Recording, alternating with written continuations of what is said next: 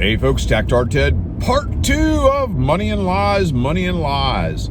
So, we've discussed how we're spending a huge amount of money in Ukraine and how it is not going to end well and how we are depriving ourselves of cash. Now, if you listen to a lot of the experts out there, and some people who aren't an expert, apparently we're going to have a huge food shortage globally on the horizon. And I understand a lot of folks say, well, hey, we're in the United States. We're not going to have a food shortage. Well, I wouldn't think so quickly about that. There have been a lot of little things going on, and you folks don't seem to remember COVID. Now, during COVID, all the grocery store shelves were empty. And a lot of necessities, including certain food items, were hard to obtain.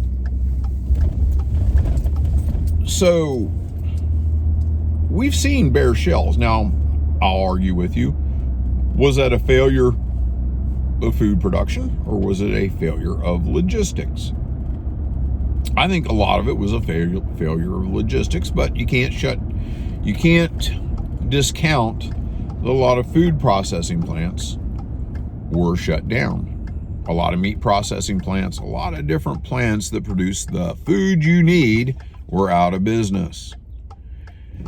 And it also becomes, whether it's a hysteria or whatever else, there have been a number of food processing plants in the United States that for one reason or another have burnt down mysteriously. And that's the sort of thing, yes, that goes into the realm of conspiracy theory. I'm not denying that at all. I guess I would have to say one of the worst things about things that are called conspiracy theories is those I would call teasers anymore, because it's not a conspiracy theory when half the shit comes out right. Like Hunter Biden's laptop was a conspiracy theory. Now it's not a conspiracy theory, and there's a grand jury empowered in that case over that laptop. But it was just a conspiracy theory during the election. Now it's not. So let me deal with these conspiracy theories. I'll put them out there. You can judge them for what they're worth. So you have a number of food processing plants that are down because of fires and other various catastrophes that have taken them out of service. You have the conspiracies about how Bill Gates is the largest owner of farmland in the United States. And you double this with the catastrophe going agriculturally, the catastrophe that's currently unraveling in Ukraine. I believe it was British intelligence released a report where they suspected that the harvest in Ukraine was going to be over 20% lower. I don't subscribe to those numbers. I think it's going to be a lot lower. I'm thinking it's probably going to be over 40% reduced. We're not done with this war yet. We're not done putting missiles around. We're not done burning things. We are not done. And the fact, that's another thing about the war in Ukraine. The longer it goes on, the longer the infrastructure is destroyed, the longer you have battlefields over farmland, the less of a harvest you're going to get. The more people you kill, the less people there are going to be to service agriculture, to perform the acts of agriculture, to perform the harvest. So really, folks, you want to talk about an impact on Ukraine, the impact on agriculture. Yeah, this war is going to be very, very difficult for agriculture. And not just crops. You know, crops, for the most part, if I drop a bomb in a field, I lose a little bit of crops. If I drop a bomb in a field full of cows, I lose a bunch of cows. I lose a bunch of meat. I lose a bunch of pigs if I drop it near a pig farm. Because just like human beings, they spring holes, leak, and die. Okay? So, well, what does that have to do with us in the USA? What does it have to do with us if there's war in Ukraine and their agriculture was ruined? Well, it has a lot to do with us.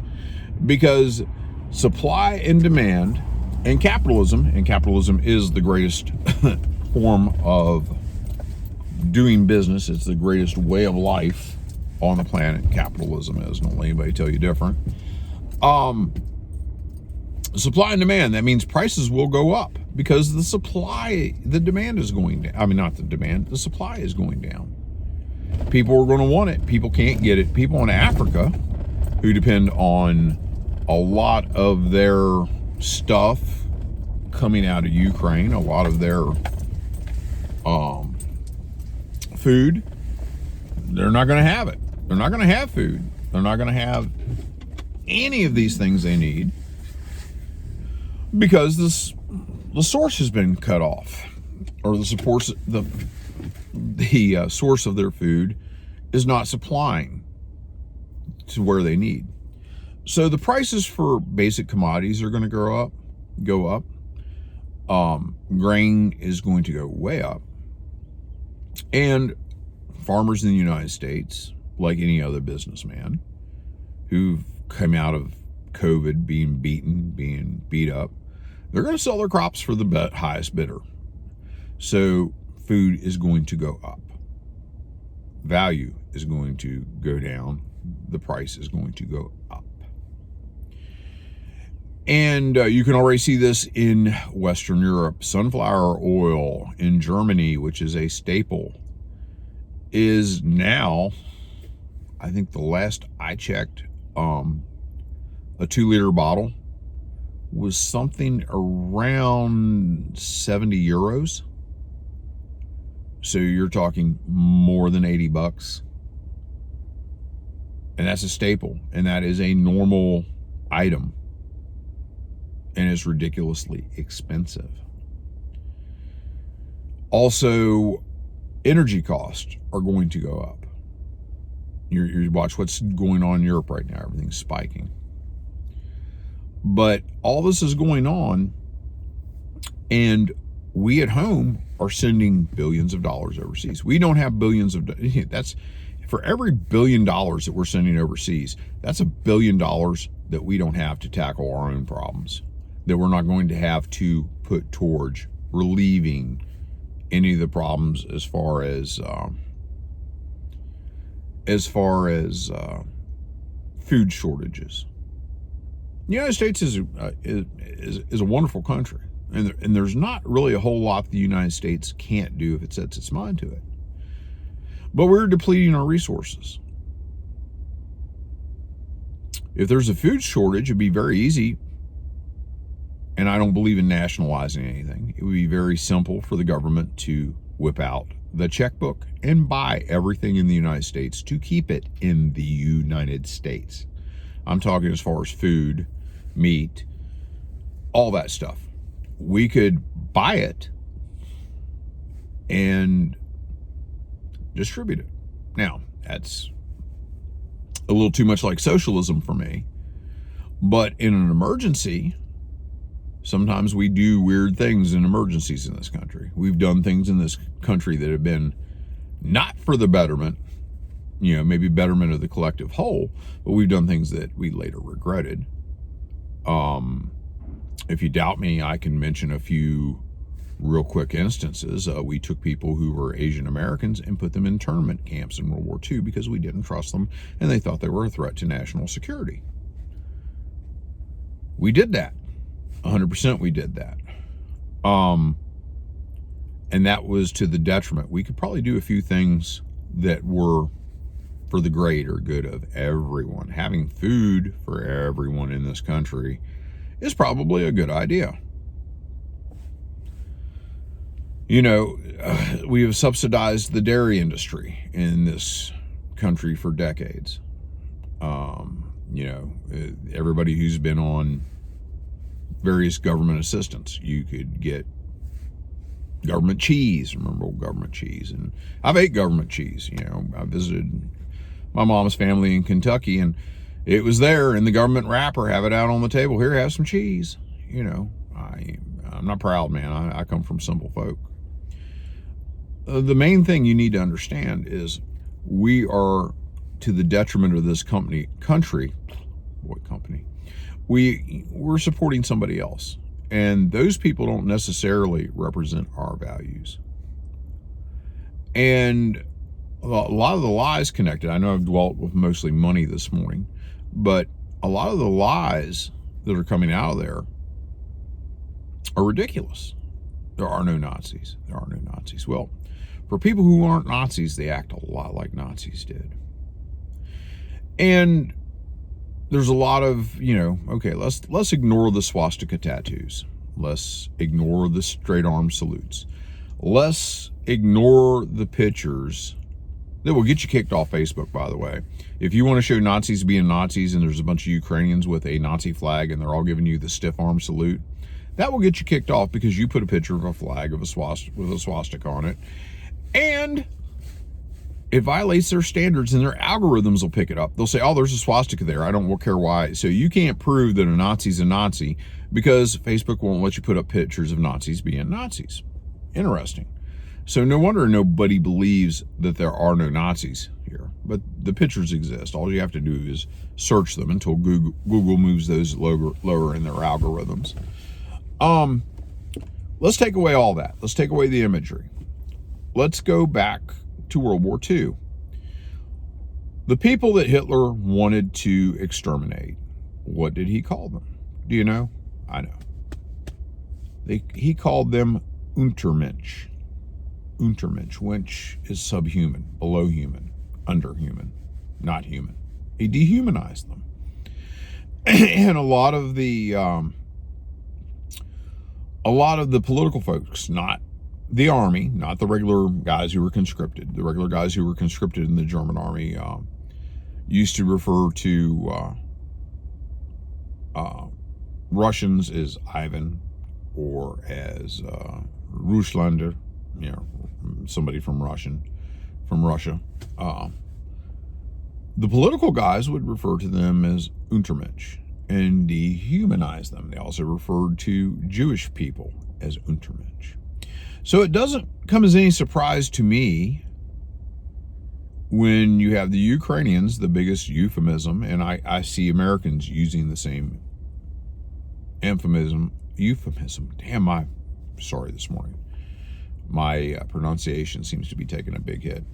Maybe my mind is moving faster than my big mouth. But I see a lot of Americans using the same euphemism,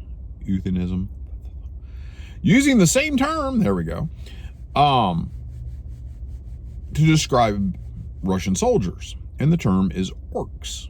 Orcs, orcs, like from the Lord of the Rings. And so what is an orc? An orc is not human. It's an animal that is not human and is, not what we are. And this is a way to dehumanize the Russians, to make the Russians seem like animals, refer to them as orcs. Orcs. It's a slur. Whatever. I can handle slurs. My Lord, the world's built on slurs. But it's mainly dehumanizing. Just the same as Untermensch, subhuman. You're dehumanizing. And that has to be necessary if you're going to get where you're at the point. When you have people on TV in Ukraine saying, hey, after we kill them, we have to kill all their children. And I'm not kidding. These things are said. They're easily researched. If not, I will provide them for you. Ukrainian leaders about cutting the throats of every Russian, cutting the throats of their children so they do not grow up to avenge their parents. And one Ukrainian openly saying on TV that he subscribes to the ideas of Eichmann. If you don't know who Eichmann is, look it up. And that you have to remove them all. You have to separate them. You have to destroy them, their children, so nothing happens. So not another child is raised Russian. And these are serious things, folks. These are just not minor. Why do you think the Germans had extermination camps? They wanted to exterminate people who did not measure up. And the first step is dehumanizing. And that's what they are doing. On a wide, open plane, they are trying to dehumanize them. And I think a lot of people, and I know you guys know, I'm a Star Wars fan. Gina Carano tried to make the same argument and got fired for it, that if you dehumanize people, then you can do terrible things to them, and mentioned that was the process in the Holocaust. And she was thrown off of her show on Disney and trashed all across social media because she dared to point out that in order to do terrible things to people, you must dehumanize them. And that is what they're doing. The same way, all you have to do, the same way that Hitler was able to dehumanize the Jewish population and have terrible things do to them, this is what the Ukrainians have been doing with their ethnic Russian population, who are Ukrainian citizens who lived in eastern Ukraine. They dehumanized them and then started removing them. First, they tried to get them to move. It was their property. They didn't want to move. And then they started killing them to depopulate them. And they say that at one point, another example is that there was a gentleman on Ukrainian TV, and he says, there are over 1.5 million people there that are superfluous and we don't need, and we need them removed. He says, it may sound harsh, but we don't need them. They need to be exterminated. He said this on Ukrainian TV. Could you imagine any American, I'm talking left, right, center, got on TV and said, hey, the population of Baltimore, over 2/3 of those people are not needed. They're a blight. They're a cancer on us. They're worthless. They are parasites. We should get rid of them. We should execute them. Could you imagine that? Could you imagine that? People would be batshit crazy. I'm serious. Batshit crazy. And that's what's going on in Ukraine. And the fact that our news won't report it, the fact that it's covered up, that it's hidden not only by the media, but big tech and the government. And the government's not stupid. The government of the United States is not stupid. We spend billions on intelligence every year. People far more intelligent than you or I. And they can go out and they understand what goes on in these countries. But they will twist it, they will cover it up, and they will hide it if they think there is an advantage in it. And I don't trust them. I don't trust the intelligence community. I don't trust big tech. I don't trust the media. There's no reason for me to trust. Why should I trust? These are the same people that told me, once again, I'll go back to Hunter's laptop because it's in the news. The Hunter's laptop's not real. It's bullshit. It's fake. It's absolutely nothing. And then it turns out it's absolutely something. And they did that for gain. They did that to make sure that Joe Biden was peacefully installed as president instead of when they decided to go ahead and take the election. And I believe this. I believe it 100%. Yeah, I'm a conspiracy theorist. Kill me. That once the election was stolen, if there was a big scandal, they couldn't peacefully put him in there. But they stole the election, and very simply, hey, American folks are peaceful. American folks, yeah, we'll get away with it. And they did get away with it. There was one protest against it, a protest where the protesters killed 0 people. The only people killed was a woman Air Force veteran shot in the neck through a door while she was laughing. She was not a threat to anybody. I've still not yet heard that officer articulate in a reasonable manner why he shouldn't be going to jail. But that's the deal. We turn that into the worst insurrection ever. Why? Because this government is so corrupt that they can't stand you speaking out against them. They can't stand you standing up for yourself. And, birds of a feather flock together. So I guess that's why we have to protect Ukraine. And, why don't I stand with Ukraine? Well, look at the people who stand with Ukraine. Look at those people, Soroses, the Bushes, the Clintons, the Obamas, the Bidens, the media, big tech, this, that. There is a laundry list of people who stand with Ukraine, and none of those people have my values.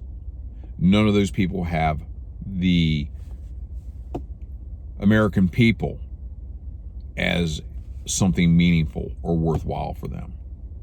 So those folks are standing with Ukraine. Well, that's a good enough reason for me not to stand with Ukraine. And once again, and I'll beat this one into the ground. If the media has lied to us over the last 2.5 years repetitively, why are they suddenly telling us the truth now? They know there are a lot of Cold War vets out there who are still pissy about the fact that they never went to war with the Soviet Union. There was never the great battle at Fulda Gap. There was never this. There was never that. I was one of them for a long time. You know, there was a little animosity with me that we didn't get to prove our superiority on the battlefield. You know, I was a young soldier, man. I wanted to go whoop their ass. Absolutely did. Wanted to. Craved it. And I dehumanized those folks in my mind. They were automatons. They weren't people like me and you. They weren't normal. They weren't rational. And then I got to working around them and got to meet a few of them and got to know a few of them. Hell, I even married one. Married a Russian girl. Her birth certificate stamped USSR. SSR. And it wasn't all we were told. Now, I'm still a proponent of defense. I'm still a proponent of looking out for this country, but looking out for this country, not looking out for the world, not world police.